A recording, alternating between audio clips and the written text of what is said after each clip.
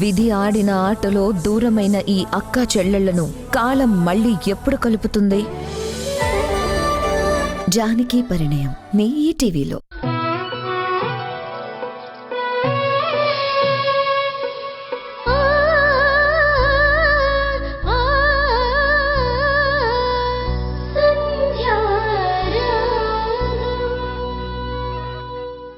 ఈ పెళ్లి చేసుకుంటుందే ఏ సమస్యలు లేకుండా ప్రశాంతంగా ఉండాలని.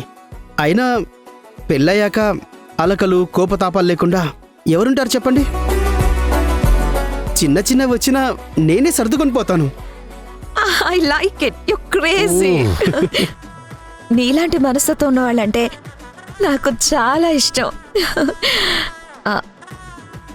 ఏ నువ్వేంటి ఇంకా ఇక్కడే ఉన్నావు? కాఫీ కప్పులు తీసుకుపోదామని. ఓ ఇదిగో ఇలా రా, తీసుకో. మేమిద్దరం చాలా పర్సనల్ గా మాట్లాడుకోవాలి. నువ్వు ఇక్కడ నుంచి వెళ్ళిపో. పోరా.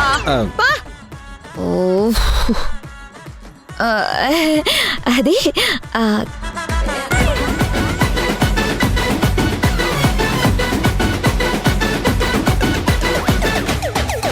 చూసావా చిన్ని, ఐ లైక్ ఇట్ అంట. ఇంకా నేనున్నాను కాబట్టి అలా చెప్పింది, లేకపోతే ఐ లవ్ యూ అని చెప్పేది. ఆల్రెడీ వాళ్ళిద్దరూ గాఢంగా ప్రేమించుకుని అరేంజ్డ్ మ్యారేజ్ లాగా వాణి పిన్ని గారి దగ్గర నటిస్తున్నారు. పెళ్లి చూపుల్లోనేమో ఏమీ తెలియని కొత్త వాళ్ళు మాట్లాడుకుంటున్నట్టు చాలా కొత్తగా మాట్లాడుకుంటున్నారు. ఎంత నటన ఎంత నటన. మీ పిన్ని వాణ్ణి పెళ్లి చేసుకోవాలని ఫిక్స్ అయిపోయింది. వాడికేం పోయే కాలమో, పెళ్ళిడికొచ్చిన కూతురున్న తల్లిని పెళ్లి చేసుకోవడం ఏంటి? వాడు పెళ్లి చేసుకోవాలనుకుంటే ఆంటీలు తప్ప అమ్మాయిలు దొరకరా? రా.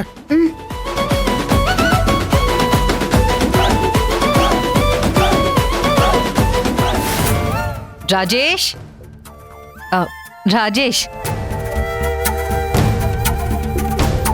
ఇదిగో రాజేష్. ఏంటమ్మా, మళ్ళీ పెళ్లి చూపులా? మళ్ళీ అమ్మాయి వాళ్ళ ఇంటికి వెళ్ళాలా? వాళ్ళు ఏదేదో మాట్లాడతారు, నాకు ఓపిక లేదమ్మా. పెళ్లి చూపులు కాదురా, పెళ్లి కూడా ఫిక్స్ అయిపోయింది. నువ్వు వాళ్ళకి బాగా తెలుసు, వాళ్ళు కూడా మనకి బాగా తెలుసు. అదేరా మన మూర్తి గారు ఉన్నారు కదా, వాళ్ళమ్మాయి. మూర్తి గారి అమ్మాయా? ఆ అమ్మాయితో నాకు పెళ్ళా? రాజేష్, వింధ్యని ఇక్కడి నుంచి పంపించేయాలంటే నీకు పెళ్లి జరిగిపోవాలరా. నువ్వు నా మాట వింటానని చెప్పావు. ఈ అమ్మాయే 100% కరెక్ట్. నీ పెళ్లికి ముందు ఈ అమ్మాయి సంబంధం కూడా మనకొచ్చింది. తనకంటే వింధ్య బెటర్ అనుకుని వింధ్యతో నీ పెళ్లి జరిపించాం. కానీ ఇప్పుడు వింధ్య కరెక్ట్ కాదని తెలిసింది కదా. ఇప్పుడు మన సంబంధం అని తెలిసాక వాళ్ళు కూడా ఎగిరి గంతేసి పెళ్లి కొప్పుకున్నారు. ఇది మన అదృష్టం రా. పైగా మన కుటుంబం గురించి ఆల్రెడీ అన్ని వివరాలు తెలుసు. వింధ్య ప్లేస్లోకి రావడానికి, నీ చేత తాళి కట్టించుకోవడానికి ఆ అమ్మాయి సిద్ధంగా ఉంది. రేపు మాపో ఆ అమ్మాయికి నీతో పర్సనల్ మీటింగ్ ఏర్పాటు చేయిస్తాను. ఆ పంతులు గారిని పిలిపించి మంచి ముహూర్తం పెట్టిస్తాను, సరేనా? నీ ఫోన్కి ఆ అమ్మాయి ఫోన్ నెంబర్ పంపించానురా. ఆ అమ్మాయి కూడా నీ నెంబర్ పంపించాను. ఆ అమ్మాయి నీకు ఫోన్ చేస్తుందనుకుంటాను. నువ్వు మాట్లాడు. కాబోయే భార్యతో కాస్త సరదాగా ఉండు, ఫ్రెండ్లీగా నడుచుకోరా. వింధ్య అనేది ఒక ముగిసిపోయిన అధ్యాయం. నీకు కాబోయే అమ్మాయి రమ్య గురించే నువ్వు ఆలోచించు.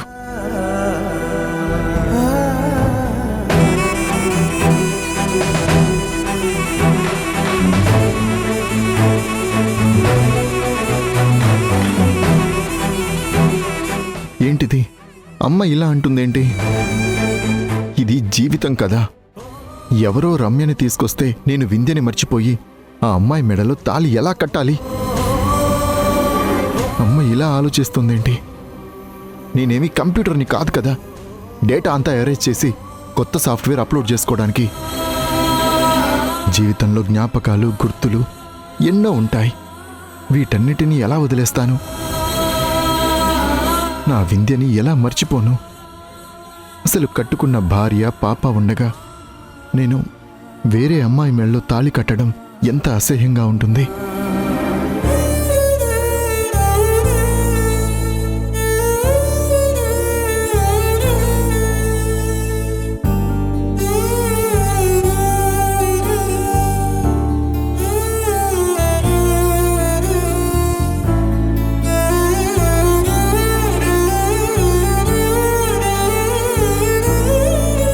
వచ్చావా? ఏంటి డల్గా ఉన్నావు? ఫోన్ నెంబర్ ఇచ్చావా? సంధ్యతో మాట్లాడావా? నువ్వు ఏం మాట్లాడినా రమ్య వాళ్ళ ఫ్యామిలీ మీరు చెప్పేది ఏదీ వినరు. ఎందుకంటే నీకంటే ముందు రాజేష్కి ఆ సంబంధం వచ్చింది. వాళ్ళు రాజేష్ని చేసుకోవడానికి సుముఖంగా ఉన్నా నేను నీ మ్యాచ్నే ఫైనల్ చేశాను. కానీ దేవుడు ఇంకో అవకాశం ఇచ్చాడు. నా కొడుకు గురించి అంతా క్లియర్గా చెప్పేశాను. పంతులు గారితో మాట్లాడడం కోసం వెళుతున్నాను. ముహూర్తాలు పెట్టిస్తాను. ఇక ఈ పెళ్లిని ఎవ్వరూ ఆపలేరు. ఇప్పటికైనా మునిగిపోయిందేం లేదు. నువ్వు నీ లగేజ్ సర్దుకుని వెళ్ళిపో. నీకు వెళ్ళిపోవడం తప్ప ఇంకొక వేరే ఆప్షన్ ఏం లేదే. కాదు కూడదు అని లీగల్గా వెళతావా? ట్రై చెయ్యి. నువ్వు ఏం చేసినా నీకు మేము లీగల్గా దొరకము. కేసులు కోర్టులకి దొరకకుండానే వాడికి పెళ్ళవుతుంది. అనఫిషియల్గా ఒక భార్య వస్తుంది. తన భార్యతోటి రాజేష్ కాపురం కూడా చేస్తాడు. ఇంకా ముందుకు వెళితే నీకు విడాకులొచ్చేలోపు అనఫిషియల్గా బిడ్డను కూడా కంటాడు. సరేనా?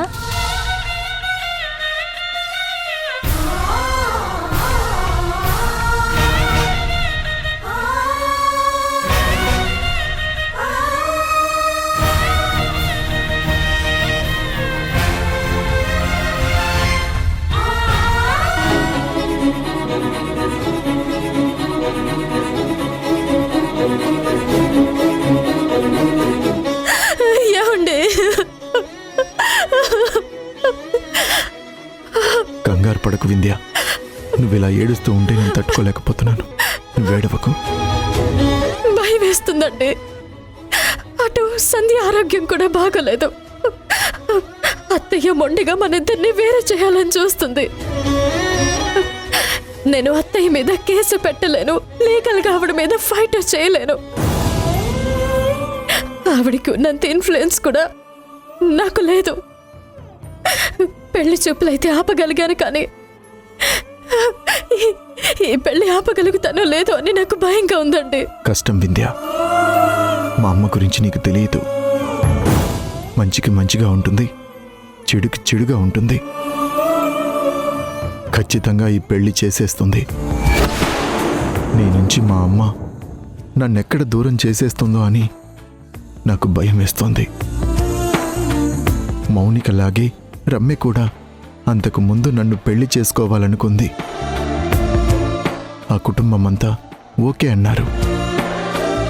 కానీ చివరి మూమెంట్లో అమ్మ తనని కాకుండా నిన్ను సెలెక్ట్ చేసింది. రమ్య వాళ్ళు ఇప్పుడు మనమేం చెప్పినా వినే పరిస్థితిలో లేరు.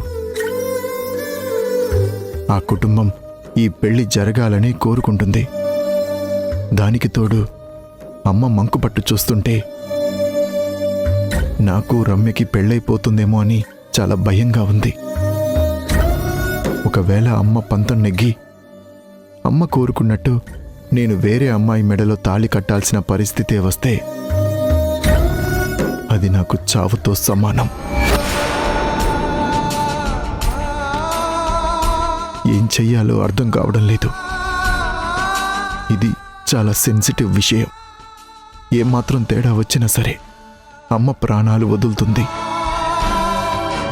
అమ్మని బ్రతికించుకోలేక, మన కాపురాన్ని నిలబెట్టుకోలేక ఏం ఆలోచించాలో అర్థం కాక పిచ్చి లేస్తుంది. ఏదో ఒకటి చెయ్యి వింధ్య. నేనేం చేయనండి. నాకున్న సపోర్టు సంధ్య ఒక్కటే. తనకి ఈ విషయం తెలీదు. తన ఆరోగ్యం కూడా బాగలేదు.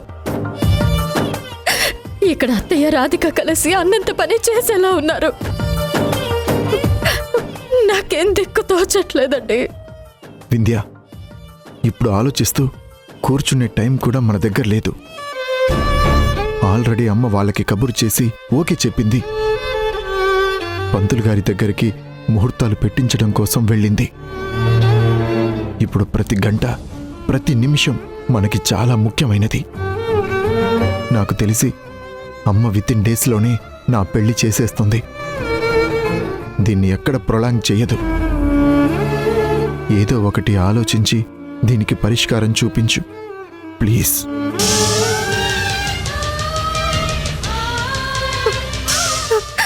ఒంటరి ఆడపిల్లని నేనేం చేయగలను? ఇంట్లో చెప్పుకోలేను.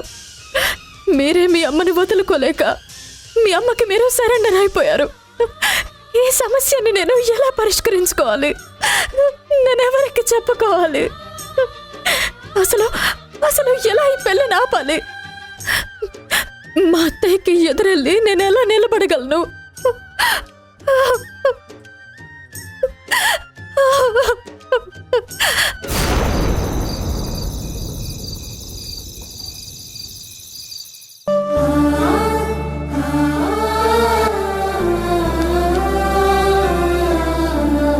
ఎక్కడికి వెళ్ళొద్దంటారు, ఏ పని చెయ్యొద్దంటారు. ఆయనేమో బయటికి వెళ్ళారు, వీళ్ళేమో కాయగూరల కోసం వెళ్ళారు. ఎప్పుడు ఏదో ఒక పని చేస్తూ ఏదో ఒకటి ఆలోచిస్తూ ఉండేదాన్ని. ఇలా ఖాళీగా కూర్చోవడం నరకంగా ఉంది.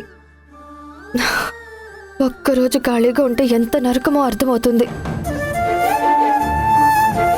ఉదయం నుంచి వింధ్య ఫోన్ చేయలేదు, కనీసం నా దగ్గరకు కూడా రాలేదెందుకు? అక్కడ పరిస్థితి ఎలా ఉందో ఏంటో.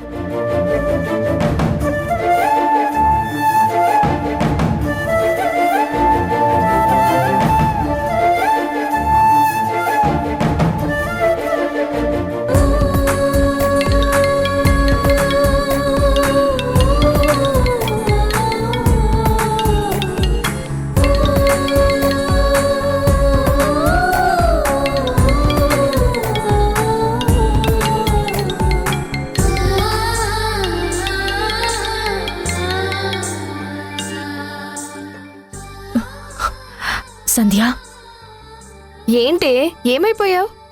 కనీసం నేను నీకు గుర్తున్నానా లేదా? ఫోన్ కూడా చేయలేదు. లేదే. పాపకి స్నానం చేయించడం, ఆయనకి వంట చేసి పెట్టడం, ఇంటి పనులతోనే టైం గడిచిపోతుంది. ఇంట్లో ఏ ప్రాబ్లం లేదు కదా? ఏ టెన్షన్ లేదు కదా? ఆల్రెడీ పెళ్లి ఫిక్స్ అయిపోయింది. ఇక పెళ్లి చూపులు లేవు, ఓన్లీ పెళ్ళే.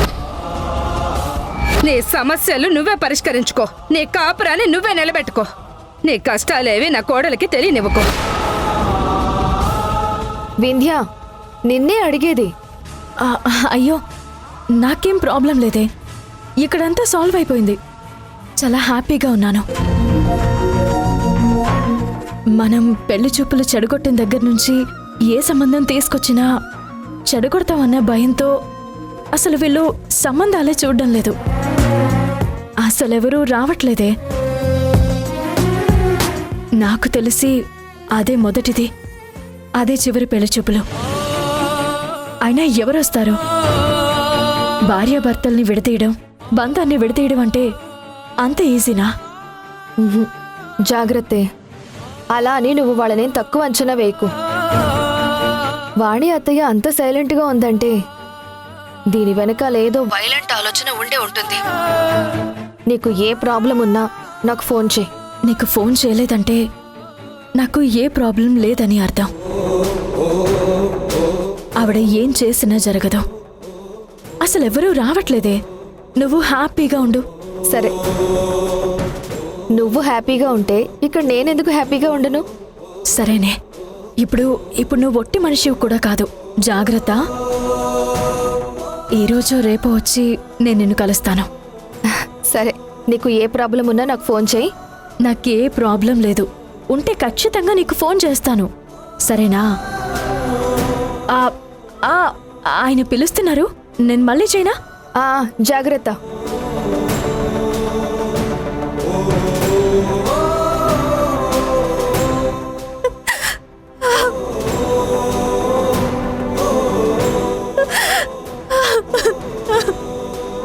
అమ్మయ్యా, వింధ్య ప్రాబ్లం సాల్వ్ అయింది. హ్యాపీగా ఉంది. కానీ వాణి అత్తయ్య ఇంత కూల్గా ఉండదు. ఏదో ఒకటి చేసి ప్రాబ్లం క్రియేట్ చేయాలనే చూస్తుంది. అదేదో ముందే పసిగట్టాలి. హ, ప్రస్తుతానికైతే నా వింధ్యకి ఏ టెన్షన్ లేదు. చాలా టెన్షన్ పడుతున్నానే. నీకున్న ఆరోగ్య సమస్య వల్ల నీతో చెప్తే ఏమవుతుందోనని నీకు చెప్పుకోలేకపోతున్నాను. ఆల్రెడీ మ్యారేజ్ ఫిక్స్ అయిపోయింది. ముహూర్తాలు కూడా పెట్టుకోబోతున్నారు. ఇది మా అమ్మ నాన్నలతో కూడా నేను చెప్పుకోలేను. వాళ్ళకి చెప్పినా నీ కర్మ నువ్వు అనుభవించు అని చెప్తారు. నేను పట్టుబట్టి ఈ ఊరే సంబంధం కావాలని చెప్పినప్పుడు ఏ సమస్య వచ్చినా మాకు సంబంధం లేదని చెప్పారు. ఇప్పుడు నేను ఇవి వాళ్ళతో చెప్పుకోలేను. రాజేష్ కూడా చేతులెత్తేశాడు.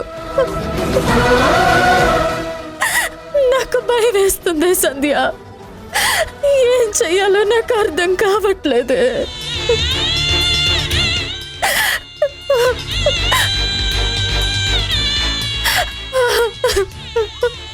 భగవంతుడా, ఏదో ఒకటి చేసి నా లైఫ్ని కాపాడు. అందరూ దూరం అయిపోతున్నారు. నేను ఒంటరి దాన్ని అయిపోయాను. అష్టదిగ్బంధనం అయిపోయాను. నా కాపురాన్ని కాపాడు తండ్రి.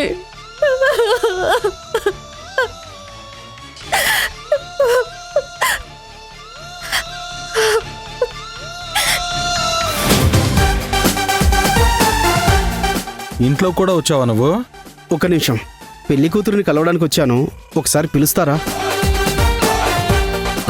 పెళ్లి ఫిక్స్ అయిందో లేదో, వీడేంటి ఇన్నిసార్లు ఇంటికి వస్తున్నాడు? ఒకసారి పిలుస్తారా? అత్త అత్త కూతురు మౌనిక. ఏంటి సన్నీ? నీకోసమే వచ్చాడంట. బాబోయ్, వీడేంటి ఇలా జిడ్డులా పట్టుకున్నాడు? ఏదో ఒకటి మేనేజ్ చేయాలి. హాయ్, చెప్పండి. అదే, ఒకసారి పర్సనల్గా మాట్లాడదామని వచ్చాను. నేను మమ్మీని పిలుస్తాను, మమ్మీతో మాట్లాడండి. అది కాదండి. మమ్మీ మమ్మీ మమ్మీ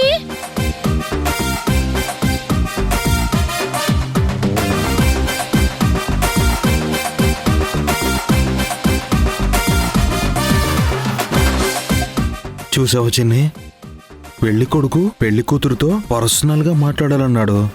మౌనికేమో పెళ్లి కూతురుని పిలవడానికి వెళ్ళింది. కలికాలం. ప్రసాదు ఓ ప్రసాదు, కమాను టెన్షన్ వద్దు. మమ్మీ మమ్మీ అబ్బా, ఏంటి ఎందుకు అలా అరుస్తున్నావు? అవతల వాడు మళ్ళీ వచ్చాడు. జిడ్డులా పట్టుకున్నాడు. వాడెవడు జిడ్డులో పట్టుకోవడం ఏంటి? అదేనమ్మా, ఆ పెళ్లి కొడుకు. అయ్యో, రామొచ్చాడా? అమ్మా, నువ్వేదో పెద్ద మేనేజ్ చేద్దాం, వాడిని పంపించేద్దాం అన్నావు కదా. వాడేంటి మాట మాటకి ఇంటికి వచ్చి కూర్చుంటున్నాడు. పెళ్లి కూతురుతో పర్సనల్ గా మాట్లాడాలి అంటున్నాడు. ఓ సరే సరే, నువ్వేం కంగారు పడకు. నేనే వాడితో వెళ్ళి మాట్లాడి పంపించేసొస్తాను. నువ్వు మాత్రం కూల్గా ఉండు. ప్రసాదు ప్రసాదు. మౌనిక, అత్తయ్య ముందు అతన్ని పక్కకి తప్పిస్తున్నట్టు, వాడంటే ఇష్టం లేనట్టు అస్సలు ఉండకూడదు. తనంటే ఇష్టం ఉన్నట్టు కొంచెం రెస్పెక్ట్ ఇస్తున్నట్టు ఉండాలి. అప్పుడే మనం తన మాటకి వాల్యూ ఇచ్చామని అత్తయ్య మనల్ని బాగా మెచ్చేసుకుంటుంది. అర్థమైందా? సరే మమ్మీ, ఏదో ఒకటి చేసి ఆ జిట్టుగాని ఇక్కడ నుంచి పంపించేసాయి.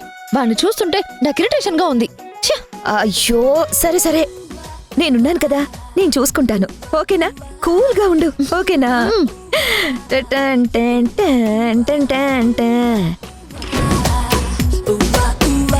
హే, హాయ్ రామ్. చూసావా, కాబోయేవాడిని రామని పేరు పెట్టి పిలుస్తుంది.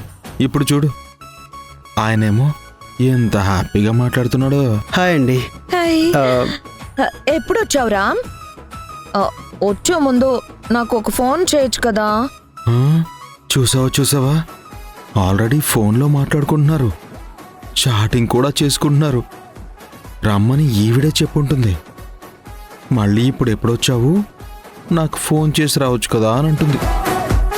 సన్నీ, మా పిన్ని ఇంత దిగజారిపోతుందని నేను అస్సలు అనుకోలేదు.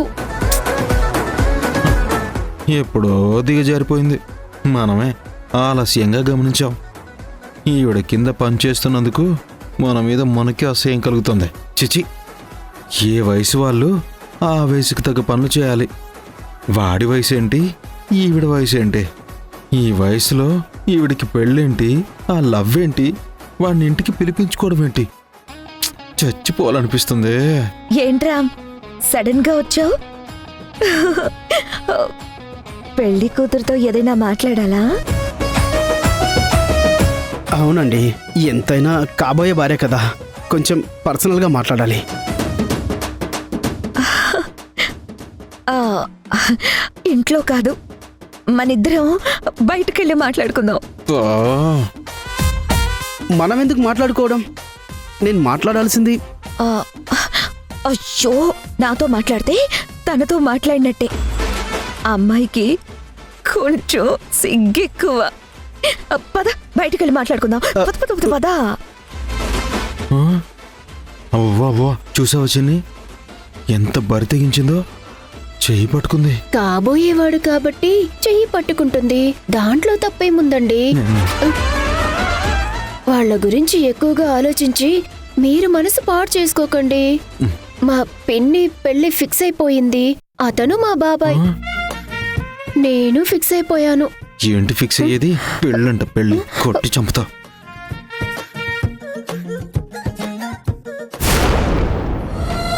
నా మెడలో కట్టిన తాళికి మీరు నాకు అన్యాయం చేయొద్దత్తయ్య. నువ్వు ఇప్పుడు ఎంత బాధపడ్డా జరిగిపోయిన నష్టాన్ని ఎవ్వరం పూడ్చలేం. ఈ ఇంటి కోడలిగా ఉండే అర్హత నీకు లేదు. ఇన్నాళ్ళు నువ్వు చేసింది క్షమించరాని నేరం. నిన్ను ఎప్పటికీ నేను యాక్సెప్ట్ చెయ్యను. 2 రోజుల్లోనే పెళ్ళి.